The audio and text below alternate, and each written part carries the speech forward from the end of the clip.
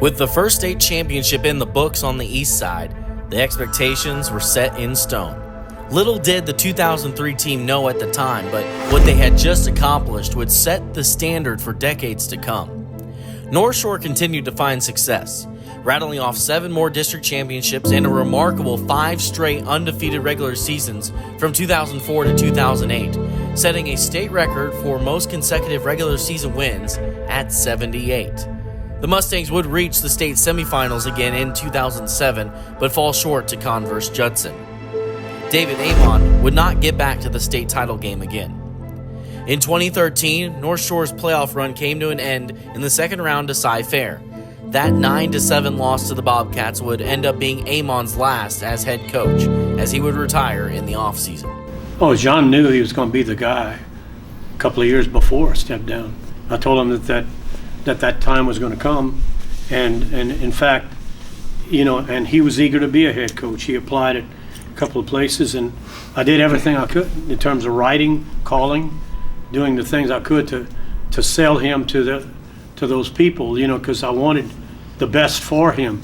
But as it would be, as it would turn out, he wouldn't get those jobs. He'd stay here, and I continued to let him know that, hey, hang in there, it's going to happen for you.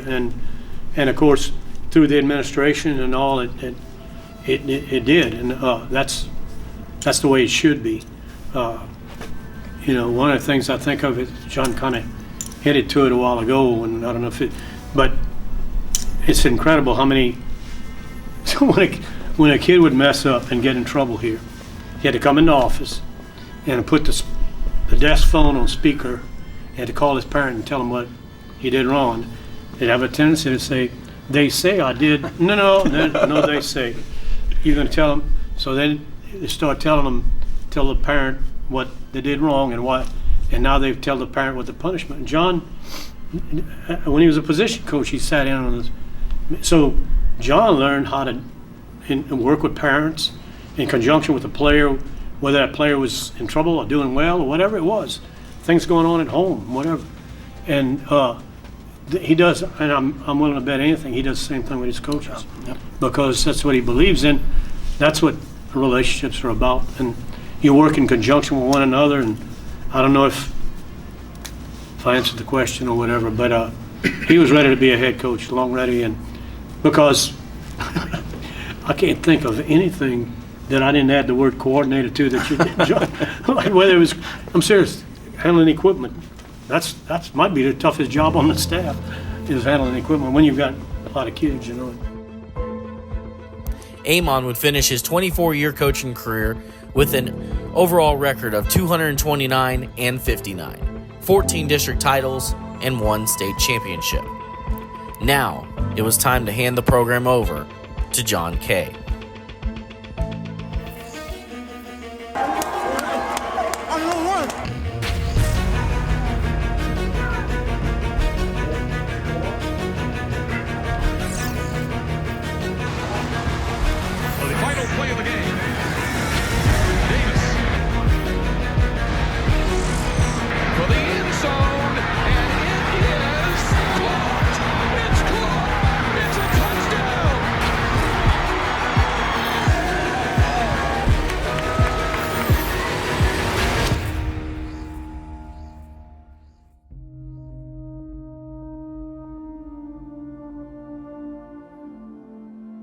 I think that's one thing that goes kind of unnoticed in the coaching profession when you talk about camaraderie and all that.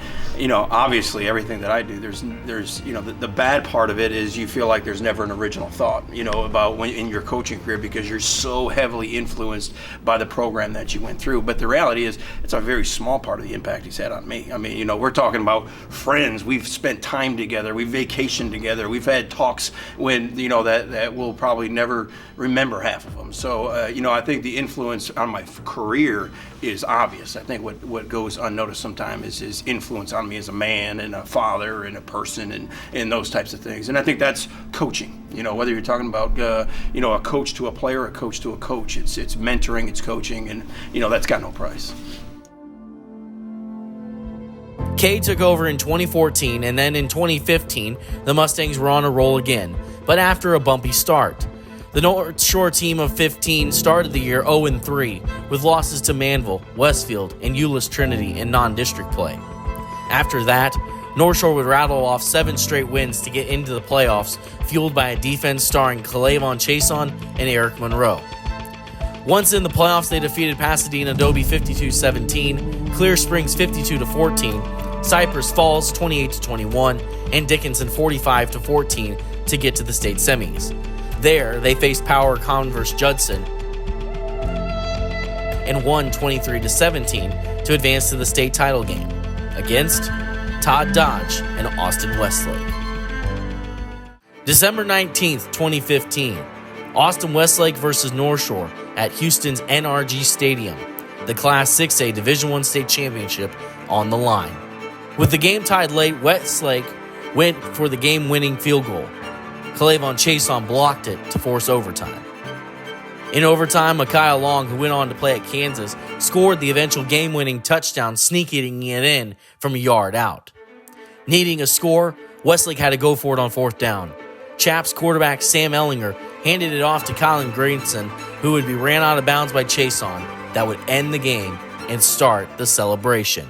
Yeah, I mean, it was just, really the way the playoffs laid out that year, it was an absolute war every week, I mean, you look at our game with Cy Falls that came down to the wire. You got a game against Judson that came down to the wire. We had a game against Dickinson, but when you look at the score, it looks like it was a blowout. It wasn't. It was a close game throughout, and then, so we had been really battle-tested at that time, and we were all, I think, just kind of trying to, keep things together with bubble gum and duct tape, I mean, Caleb, I know we told the story, doesn't practice a down that entire week in full pads, and this is a kid that's really in his first year of football, his junior year, but he's just so beat up and had a collarbone and didn't play some games and literally practiced without pads the entire week and then went out there and played against Austin Westlake and Eric Monroe at the same time and Micaiah Long, who had missed time in the playoffs against Cy Falls with an injury, and everyone is just battling through, and so for us, we were so focused on our own kids because